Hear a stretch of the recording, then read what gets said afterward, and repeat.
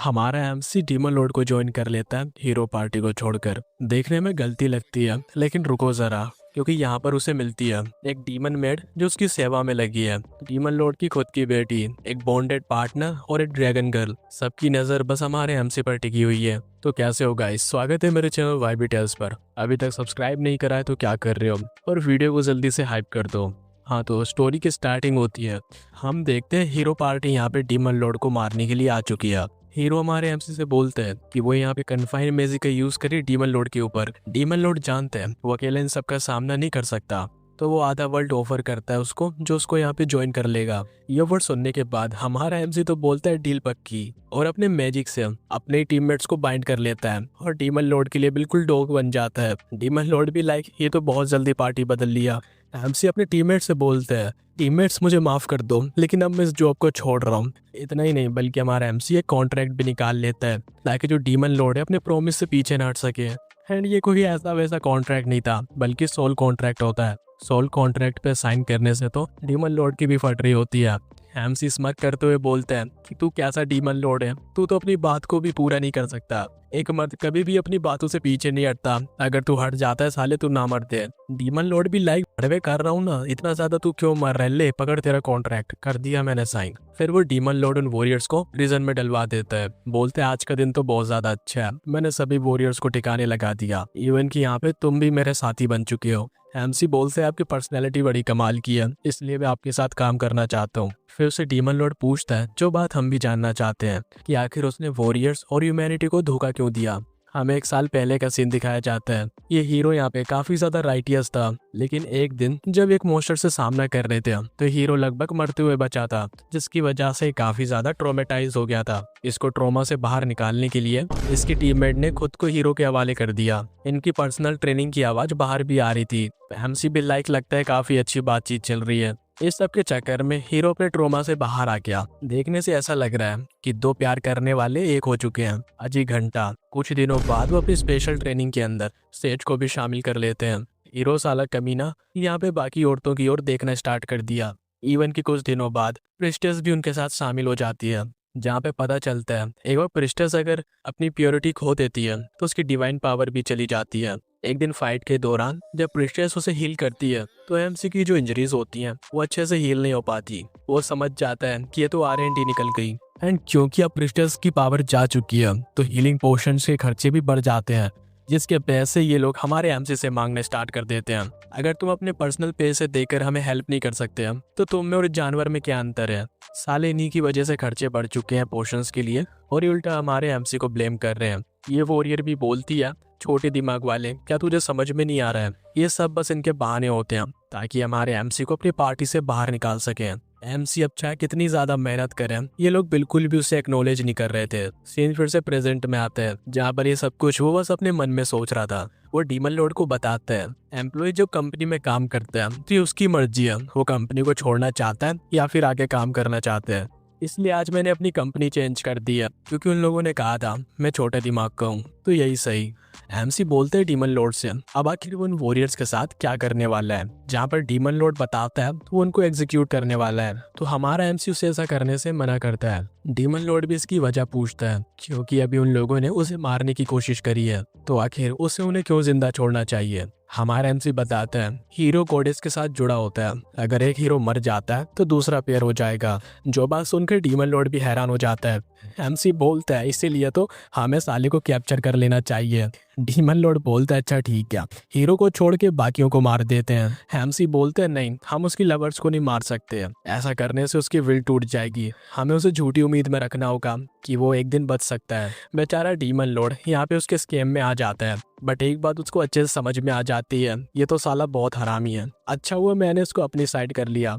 हम अगले दिन का सीन देखते हैं। बंदे को यहाँ पे एक मेड भी मिल चुकी थी, जो फिलहाल तो यहाँ पे प्रोफेशनल सेवा करेगी, लेकिन आगे चल के पर्सनल भी कर देगी। ये यहाँ पे हाफ सिकुबस है।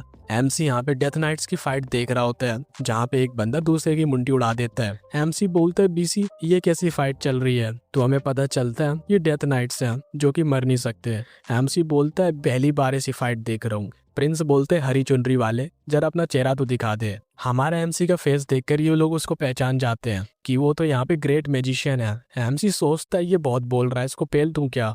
एमसी उसके सामने काफी अच्छे से बिहेव कर रहा था क्योंकि वो उसके बॉस का बेटा जो है। प्रिंस बोलते हैं मैंने तुम्हारे बारे में बहुत सुना है, क्यों ना हम आपस में स्पार मैच कर लेते हैं। एमसी हैरान हो जाता है, बीसी मैं यहाँ पे फाइट करूंगा तो साले मेरी मुंडी भी न उड़ा दे। बोलते हैं हम लोग रियल स्वॉर्ड के साथ इन डेथ नाइट्स की तरह तो फाइट नहीं करने वाले, वरना मैं तो गया काम से। प्रिंस बोलते हैं ऑफ कोर्स यार, हम उनकी तरह फाइट थोड़ी करने वाले हैं। एमसी को सो जाता है, लेकिन अगले ही पल प्रिंस उसे टोक देता है। वो बोलता है जिसने पहले अटैक कर दिया वो जीत जाएगा। एमसी बोलता है एक सेकेंड, रियल स्वॉर्ड का यूज करने वाले हैं और अटैक कर दोगे, अगर गलती से स्वॉर्ड लग गई तो क्या होगा। प्रिंस बोलते हैं क्या फर्क पड़ता है, क्या तुम मेरे अटैक को रोक नहीं पाओगे। एमसी बोलता है अगर स्वॉर्ड गलती से इधर उधर घुस गई तो। प्रिंस बोलते बकचोदी मत कर। एमसी बोलते ठीक है, मेरे ऊपर थोड़ी दया दिखा देना। यहाँ पर हमारा एमसी ऐसे बिहेव कर रहा है जैसे बहुत ज्यादा कमजोर हो, बट ऑफ कोर्स यार ग्रेटेस्ट मैजिशियन का टाइटल उसे ऐसी फोकट में तो नहीं मिला होगा। वो बोलता है क्योंकि मेरे सामने यहाँ पे ग्रेटेस्ट मैजिशियन खड़ा है तो मैं अपना पूरा दम लगाने वाला हूँ। एमसी बोलता है ये साला बहरा पैदा हुआ था क्या, इसको मेरी बात क्यों नहीं समझ आ रही है। अगर वो यहाँ पे अपनी पावर का कम यूज करता है तो खुद इंजर्ड हो सकता है, और ज्यादा करेगा तो यहाँ पे ये प्रिंस मर सकता है। करे तो करे क्या। हाँ तो उनकी फाइट यहाँ पे स्टार्ट हो जाती है। प्रिंस यहाँ पर अटैक करते हैं, उसकी स्वॉर्ड काफी करीब आ गई थी, तभी हमारा एमसी उसे डॉज कर लेता है। ऐसे ही उसके कई सारे अटैक्स को डॉज करता है। ये बोलते हैं ये अटैक्स किसी भी नॉर्मल मैच को आसानी से मार सकते हैं। ये साला प्रिंस तो अपनी लाइन को यहाँ पे क्रॉस किए जा रहा है। वो भी अपने अटैक करता है जिससे प्रिंस पीछे की ओर चला जाता है। प्रिंस बोलते हैं उसे बिल्कुल भी नहीं पसंद कि लोग यहाँ पर उसे हल्के में ले। वो हमारे एमसी को इस फाइट को सीरियसली लेने का बोलता है और हमारे एमसी पर फिर से अटैक कर देता है। तो एमसी जो होता है लिटरली अपने स्टाफ को फेंक के मार देता है। वो उसके स्टाफ को ब्लॉक कर लेता है और देखता है कि हमारा जो प्रोटैगनिस्ट है वो कामेहामे का अपग्रेड वर्जन यंगेन गात्रम नए वक्त्रम न्याय न राज्यम, इससे पहले एमसी उस अटैक को चार्ज करें तो उस पर अटैक कर देता है, लेकिन उसके अटैक में उसकी स्वॉर्ड जो होती है वो खींची चली जाती है। जिस चीज का फायदा उठाते हुए एमसी उसके हाथ को पकड़कर उस पर लड्डू भोजन वाला फाइनल अटैक कर देता है। ये सब लोग मानने को तैयार नहीं थे कि इतना खतरनाक मैजिक भी हो सकता है। प्रिंस जो कि अपने घुटनों पे आ चुका था, उसे लगता था कि मैजिशियन क्लोज रेंज में काफी कमजोर होते हैं। प्रिंस यहाँ पे अपने बदतमीजी के लिए उससे माफी मांगते हैं, लेकिन पिछले अटैक के चक्कर में उसके कपड़े ऊपर से फट चुके थे। एंड हमें पता चलता है ये प्रिंस नहीं प्रिंसेस है। बेचारे एमसी की तो नजर ही नहीं हट रही थी। तो प्रिंसेस बोलती है लड़की होने की वजह से उसे कहा जाता है कि वो कभी भी डीमन लॉर्ड नहीं बन सकती, और ये चीज उसे बिल्कुल भी पसंद नहीं है। एमसी इसकी बात पे कहाँ ध्यान देने वाला था जब उसके सामने 2 डिवाइन अल्टीमेट बॉल्स लटक रहे थे। एमसी के एक्सप्रेशन देख के ये भी रियलाइज कर लेती है कि यहाँ पे उसके कपड़े फट चुके हैं। अगले सीन में हमारा एमसी डीमन लॉर्ड के सामने था। एमसी बताता है वो बार बार यहाँ पे जिद कर रही थी फाइट करने के लिए। डीमन किंग बोलते हैं वो यहाँ पे सबसे बेस्ट डीमन बनना चाहती है ताकि वो डीमन लॉर्ड बन सके। प्लीज तुम्हें इस बात को समझना चाहिए, लेकिन तुम्हारे फाइट करने का तरीका थोड़ा ज्यादा ही कैजुअल नहीं है। आई मीन तुम्हारे जैसा एक्सपीरियंस बंदा ऐसी गलती कैसे कर सकता है। एमसी बोलता है मैंने पॉम्स देख ली, इसमें मेरी क्या गलती, वैसे इनका गुस्सा होना जायज भी है। डीमन लॉर्ड उसे ये बोलकर माफ कर देता है कि यह बस एक छोटी सी गलती थी। फिलहाल उसके पास एमसी के लिए एक मिशन है जिसके लिए उसके मैजिक की जरूरत पड़ेगी। एमसी बोलते हैं आखिर उसे किसका काम 35 करना है। अगले सीन में वो यहाँ पे डीमन आइलैंड के बगल में बीस्टमैन विलेज में आ जाते हैं, जहाँ पे वो अपना पावरफुल मैजिक रिलीज करते हैं, जिसे देखकर स्कूबस जिसका नाम कैमिल है वो भी हैरान हो जाती है। यहाँ पे अपने पावरफुल मैजिक के यूज राइस को हार्वेस्ट करने के लिए कर रहा होता है। अब बाकी बीस्ट गांव वाले भी उसकी तारीफ कर रहे थे। एमसी भी लाइक साला थोड़ी तो इज्जत कर लो, ग्रेट मैज यहाँ पर हूँ, मुझसे तुम लोग खेती करवा रहे हो। दिन भर हार्वेस्ट करने के बाद वो एक रूम में आ जाता है, काफी ज्यादा इरिटेट हो रहा था। सोचता है कि यहाँ पे मेरा डिमोशन हो चुका है। उसके दरवाजे पर नोक होती है, ये भी बोलते तुम आ सकते हो। तो यहाँ पर एक बहुत सुंदर फोक्स आती है। एमसी भी उसे थैंक्स बोलते हैं उससे और कैमिला को यहाँ पे रूम देने के लिए। वो यहाँ पर उसके लिए वाइन और कुछ डिशेस लेकर आई थी। सीन थोड़ा पहले का आता है जहाँ पर इन 20 लोगों का सीजन चल रहा है। डाटा शेयर समझ जाओगे कौन सा, क्योंकि इसका हस्बैंड यहाँ पे डीमन आर्मी को ज्वाइन कर चुका है, तो 1 साल से उससे मिली नहीं है। उसके लिए अकेले रहना काफी ज्यादा डिफिकल्ट हो जाता है। उसकी ऐसी हालत देखकर हमारे एमसी उसकी ओर हाथ बढ़ाता है। सीन फिर से प्रेजेंट में आता है जहाँ पर ये लोग बढ़िया अपना ड्रिंक कर रहे थे। एमसी बोलते अभी ये मत बोलना तुम यहाँ पे सिंगल हो। आई मीन तुम्हारी जैसी सुंदरी यहाँ पर सिंगल तो हो ही नहीं सकती। तो ये फॉक्स हमारे एमसी को बता देती है उसका हस्बैंड 1 साल पहले डीमन आर्मी को ज्वाइन कर चुका है, तब से वो उससे मिली नहीं है, जिस वजह से वो काफी यहाँ पे अकेले फील करती है। क्योंकि गांव के लोग कुछ ज्यादा ही चुगली खो रहे हैं तो वो किसी और के साथ ड्रिंक भी नहीं कर सकती, वरना मेरे खिलाफ गांव में रूमर्स फैल जाएंगे।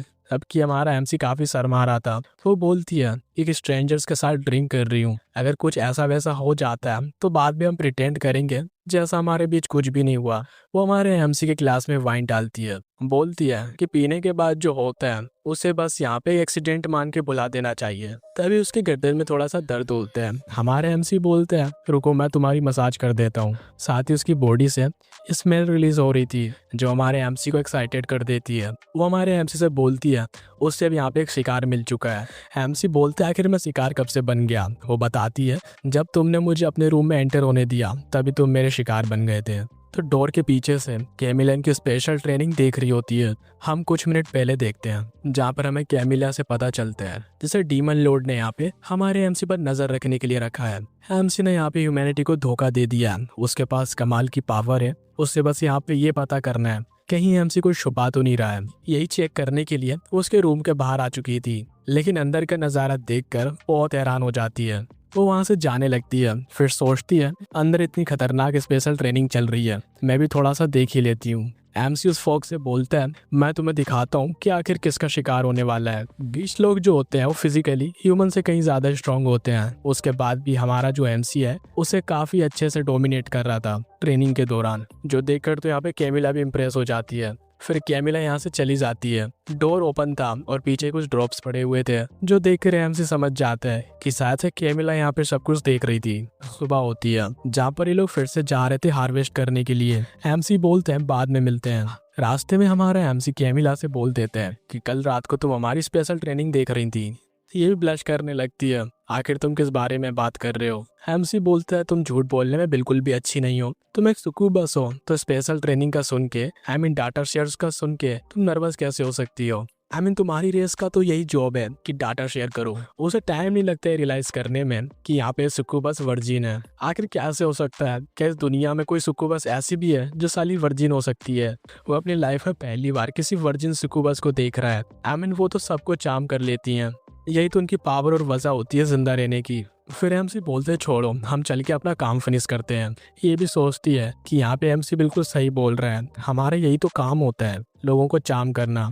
लेकिन डीमन कैसल के अंदर किसी ने अभी मुझे डेट पे चलने के लिए नहीं बोला और ना ही उसने कभी इस बारे में ध्यान दिया कहीं उसके अंदर कोई प्रॉब्लम तो नहीं है। शाम हो जाती है, ये वापस से अपना काम कर कर आ चुका था। ये लोग यहाँ पे डिनर कर रहे होते हैं। फॉक्स भी बोलती है आज तुमने काफी काम किया तो तुम्हें अच्छे से खाना खाना चाहिए। एमसी बोलते हैं मैं तो यहाँ पे बस विलेजर्स की मदद कर रहा हूँ। फॉक्स बोलती है कल रात तुमने मेरी भी मदद की थी, इसके लिए तुम्हारा शुक्रिया। जब तक तुम यहाँ पे रुक रहे हो उम्मीद करती हूँ हम लोग डेली स्पेशल ट्रेनिंग करेंगे। एमसी बोलता है चिंता मत करो, इसमें मैं अच्छा हूँ। फिर वो एमसी को बोलती है तुम आराम कर लो क्योंकि थोड़ी देर बाद तुम्हें फिर से काम करना है। कैमिला जो कि नहीं समझ पाई थी यहाँ पे क्या बात हो रही है, वो तो यहाँ पे सोच रही थी कि वो यहाँ पे एमसी के काम के बारे में बात कर रही है कि कैसे वो यहाँ पे विलेजर्स की हेल्प कर रहे हैं हार्वेस्टिंग करके। एमसी बोलते देखा तुमने, लगता है मैं अपने काम में कुछ ज्यादा ही अच्छा हूँ। ये बोलती है आपने अपने दिल से यहाँ पे विलेजर्स की हेल्प करी है, ये सच में काफी ज्यादा एडमायरेबल है।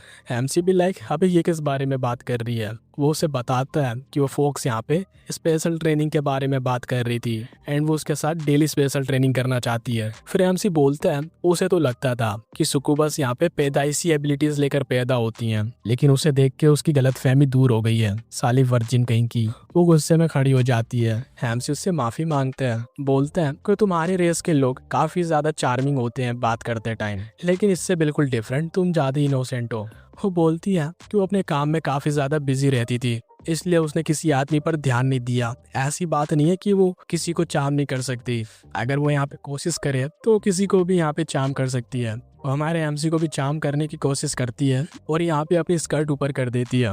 ये सोचती है कि उसके चार्म की वजह से एमसी बोल भी नहीं पा रहा है। एमसी अजीब से एक्सप्रेशन के साथ बोलता है उसे यहाँ पे नींद आ रही है। ये भी बोलती है मैं पहली बार किसी को चार्म कर रही हूँ जिसके लिए मैंने काफी माना इस्तेमाल कर लिया और मुझे भी नींद आ रही है। और हमारे एमसी को आंख मारती है, यानी कि वो यहाँ पे उसको हरी झंडी दिखा रही है।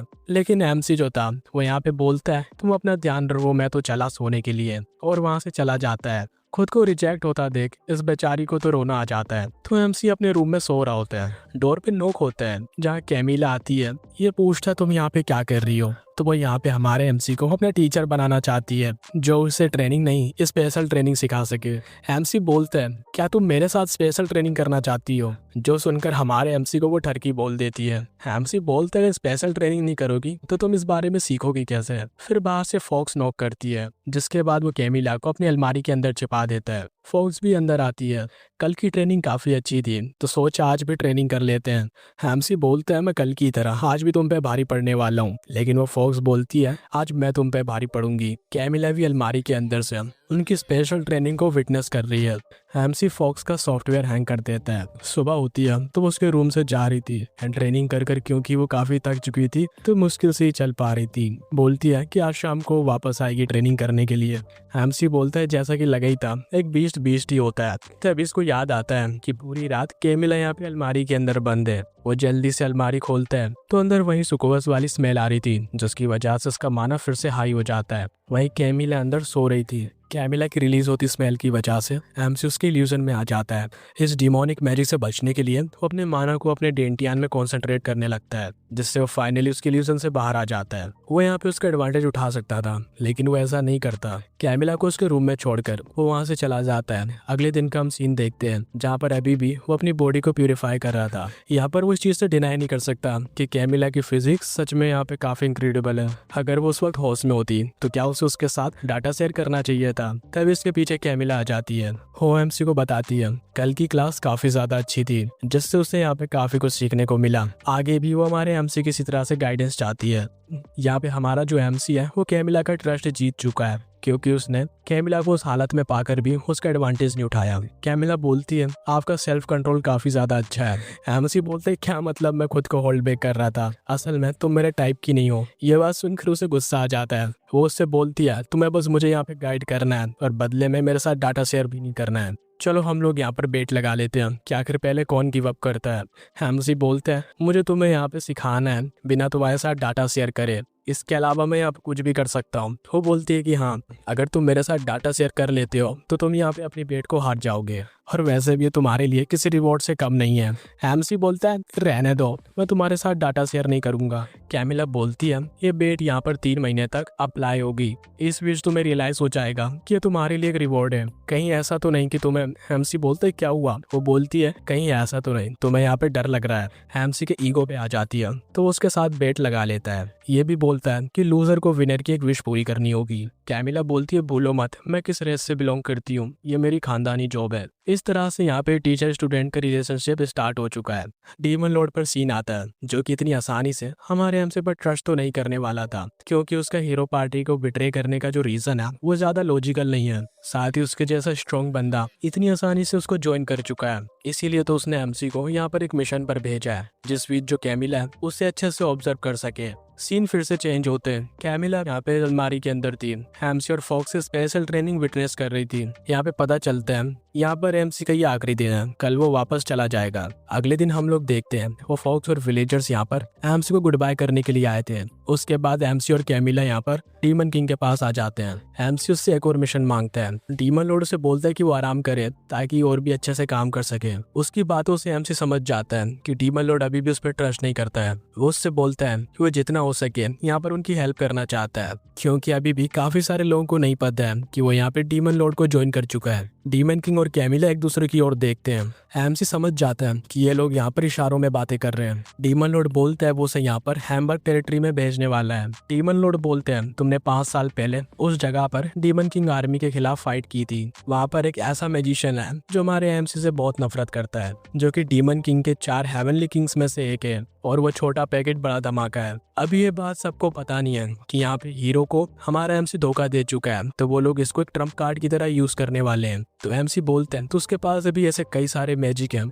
जो उसने अब तक इस्तेमाल नहीं किया, यानी कि उनका अगर वो यूज करता है तो किसी को भी उसकी आइडेंटिटी का पता नहीं चलेगा। डीमन लॉर्ड भी उसे बोलता है तुम रेस्ट कर लो, जल्दी मैं तुम्हें वहाँ पर भेजने वाला हूँ। हमारा एमसी बोलते उसे वहाँ पर भेजने से पहले डीमन लॉर्ड उसे उसकी पार्टी से इंटेरोगेट करने की परमिशन दे दे, क्योंकि उनमें से एक साथी को हैम्बर्ग टेरिटरी के बारे में काफी नॉलेज है, जिसके लिए डीमन लॉर्ड भी मान जाता है और कैमिला को उसके साथ भेज देता है ताकि वो उसे उस जगह पर गाइड कर सके। ये लोग डंजन में आ चुके थे। कैमिला बोलती है क्या तुम यहाँ पर हीरो को इंटेरोगेट नहीं करने वाले? तो एमसी बताता है वो यहाँ पर इस नाइट को इंटेरोगेट करने के लिए आया है, जो कि हैम्बर्ग सिटी की एल्डेस्ट डॉटर है। तो हीरो पार्टी को यहाँ पर ही डेथ नाइट्स गार्ड कर रहे थे। एमसी बोलते हैं डीमन किंग ने मुझे डिसअपॉइंट कर दिया। ये डेथ नाइट्स गुस्सा होते हुए बोलते हैं क्या तुम हमारी डीमन किंग की इंसल्ट कर रहे हो। एमसी बोलता है मेरा वो मतलब नहीं था। आई मीन यहाँ पर death knights as a jailer यहाँ पे क्या कर रहे हैं। ये लोग भी कंफ्यूज हो जाते हैं। तो एमसी बोलते हैं यहाँ पर एज ए जेलर ऑक्स को होना चाहिए था। तो एमसी चाहते हैं उन्हें ऑक्स के थ्रू अब अच्छे से स्पेशल ट्रेनिंग दे दी जाए। कैमिला यहाँ पर बताती है डेथ नाइट्स यहाँ पर इसलिए इसको गार्ड कर रहे हैं क्योंकि ये लोग कभी भी थकते नहीं हैं। तभी वाला डेथ नाइट अपना हेलमेट निकाल देता है जो कि एक लड़की थी। तो यहाँ पे एक डेथ नाइट नहीं थी बल्कि एक दुल्हन होती है। एमसी बोलता है तो इससे क्या फर्क पड़ता है। ये अपसेट हो जाती है क्या तुम्हें मेरा सरप्राइज अच्छा नहीं लगा। एमसी बोलता है सालों यहाँ पे जल्दी से ऑक्स को रखो। अगले सीन में यहाँ पर वो बोलती है मैंने कुछ ऑक्स को बुला लिया है। ये भी पीछे देखता है तो यहाँ पर ये ठरकी मुस्तंडे ऑक्स आ चुके थे। एमसी भी बोलता है ये हुई ना बात, इन्हें तो देखकर ही पता चल रहा है कि साले यहाँ पे जन्मों से भूखे हैं। चलो अब इंटेरोगेशन करने के लिए सेल के अंदर चलते हैं। एंड इन लोगों के साथ यहाँ पे डुलेन भी आ रही थी जिसका नाम बेनिट्सा है। सबसे पहले ये आता है सेज के सेल के सामने जो हमारे एमसी को से बचाने के लिए बोलती है, लेकिन हमारा एमसी उसे कहाँ ही बचाने वाला था। तो बोलती है कि मुझे रिलीज करो फिर हम बात करते हैं क्योंकि इस तरह से तुम लोगों ने मुझे पकड़ा हुआ है ये काफी कैजुअल है। एमसी बोलता है ये सब कुछ तुम्हें मुझे हर्ट करने से पहले सोचना चाहिए था। तो सेज बोलती है बाकी मेंबर्स ने तुम्हें और भी बुरे तरीके से ट्रीट किया था। ये बोलते है तुमने मुझे बुली किया जबकि मैंने कई बार अपनी जान खतरे में डालकर तुम्हारी जान बचाई। वो उससे बोलती है प्लीज मुझे यहाँ से जाने दो। बट यहाँ पर एमसी अपनी divine ultimate supreme finger jutsu technique release करता है जिससे उस बेचारी की चीखें निकल जाती हैं। तो एमसी यहाँ पर सेज के सेल के अंदर एक और को बुलाता है जो कि यहाँ पर उसे टॉर्चर कर सके, जिसका तरीका थोड़ा कैजुअल होता है। फिर वो आता है प्रिस्टेस के सेल के अंदर जो कि हमारे एमसी से बोलती है गॉडेस तुम्हें कभी भी माफ नहीं करेगी। एमसी गुस्से में बोलते हैं ये सब कुछ पहले तुमने स्टार्ट किया था, खुद को देखो तुम प्रिस्टेस होने के बाद भी किस तरह से करप्ट हो चुकी हो। एमसी उसके ऊपर भी अपनी divine ultimate supreme finger jutsu technique release करता है। अब वो दूसरे और को बुलाता है। पहला वाला तो ऑलरेडी बिजी है, इन लोगों को तो शो देखने में काफी मजा आ रहा था। फिर वो लोग आते हैं हीरो के पास। वो हमारे एमसी पर काफी गुस्सा करने लगता है कि उसने तो हमेशा उसको अच्छे से ट्रीट किया और एमसी यहाँ पर उसके साथ ऐसा कर रहा है। अब एमसी यहाँ पर तीसरे और को बुला लेता है भाई ये नहीं करना था। You know if you know, इसकी शक्ल देखो तुम, ये हीरो के साथ क्या करेगा भाई मैं बता नहीं सकता। एंड ये साले अभी भी एंजॉय कर रहे थे देख के। कमेंट में इस हीरो के लिए जरूर से कुछ लिख के जाना। एंड अब फाइनली हम लोगों को इस फीमेल नाइट को दिखाया जाता है जहाँ पर वो बोलती है तुम क्या चाहते हो, मेरे फादर जो हैम्बर्ग में है मैं उन्हें मैसेज लिखकर भेजूं कि डीमन कैसल में आने का एक सीक्रेट रास्ता है। एमसी बोलते हैं हाँ तुम्हें बिल्कुल ऐसा ही करना है। वो चिल्लाकर बोलती है मैं आखिर तुम्हारी बात क्यों मानूं, तुम्हारे अंदर बिल्कुल भी राइटियसनेस नहीं है। हमारा एमसी डिस्ट्रैक्ट हो जाता है। ये भी बोलती है साले तू कहाँ पे देख रहा है। एमसी बोलता है तुम लोगों को डिस्ट्रैक्ट करने में काफी अच्छी हो। कैमिला यहाँ पर अपनी स्मेल को रिलीज करती है। फीमेल नाइट के पास माना रेजिस्टेंस 0 है, यानी कि वो इस स्मेल से बच नहीं सकती, जिससे उसका माना हाई होना स्टार्ट हो जाता है। हैम्स भी बोलता है देखो तुम्हारा माना तो हाई हो चुका है। वो बोलती तुम क्या नॉनसेंस बातें कर रहे हो, मैं हैम्बर्ग फैमिली की नोबल हूँ। हैम्स भी बोलते हैं बकवास करना बंद करो, यहाँ पे साफ दिख रहा है कि तुम्हारा माना हाई हो रहा है। वो अपनी divine supreme ultimate finger jutsu technique release करता है जिससे कि यहाँ पर एक अल्टीमेट सुप्रीम ग्रेट फ्लड आ जाती है। वो हमारे एमसी की टेक्निक को रेजिस्ट करने का ट्राई करती है लेकिन नहीं कर पा रही होती। एमसी बोलता है तुमसे ये उम्मीद नहीं थी, तुमने अपना सर नीचे क्यों कर लिया, क्या तुम्हें शर्म आ रही है। वो उसका सर पकड़ते हुए बोलता है यही तुम्हारी असलियत है। वो बोलती है तुम जैसा सोच रहे हो मैं वैसे बिल्कुल भी नहीं हूँ। एमसी बोलता है तुम्हें अपने फादर को लेटर लिखना होगा, लेकिन फीमेल नाइट यहाँ पर ऐसा करने को बिल्कुल भी तैयार नहीं थी, भले ही वो लोग उसे मार क्यों ना दें। तो यहाँ पर एमसी कैमिलिया को पास बुलाता है क्योंकि जैसे वो पास आती है उसकी स्मेल और भी ज्यादा स्ट्रॉन्ग हो जाती है। क्योंकि जो फीमेल नाइट है उसके पास 0 माना रेजिस्टेंस है तो वो उसकी स्मेल को बिल्कुल भी रेजिस्ट नहीं कर पा रही थी। कैमिलिया भी यहाँ पर एमसी की तारीफ करते हुए बोलती है वो काफी कमाल का है, तुमने तो यहाँ पर काफी जल्दी इसको सबक सिखा दिया। यहाँ पर कैमिलिया को पता ही नहीं था कि ये सब कुछ उसकी एबिलिटी की वजह से हो रहा है। वो सोच रही थी कि सब कुछ एमसी अपने मैजिक से कर रहा है, जो चीज देखकर एमसी भी हैरान होता है कि इसको अपनी खुद की एबिलिटी के बारे में नहीं पता। शायद से ऐसा इसलिए कि डीमन कैसल में जो डीमन है वो ऑलरेडी काफी ज्यादा स्ट्रॉन्ग है तो इसकी एबिलिटी उन पर काम नहीं करती होगी, और साथ ही आज से पहले ये किसी इंसान से भी नहीं मिली होगी तो ना ही उसने उसके ऊपर इसे ट्राई करने की कोशिश की है। वो कैमिला से बोलते हैं मैं तुम्हें सिखाऊंगा डाटा शेयर प्रोसेस के बारे में, जो सुनकर तो फीमेल नाइट भी हैरान हो जाती है कि आखिर किस बारे में बात कर रहा है। पार्ट 2 देखने के लिए इस वीडियो को हाइप कर दो। मेहनत करी अब वाइब सेट है सुन ले सारे, YB Tales सब्सक्राइब कर दे दे सहारे। ले बेटा ये ना किया तो क्या किया।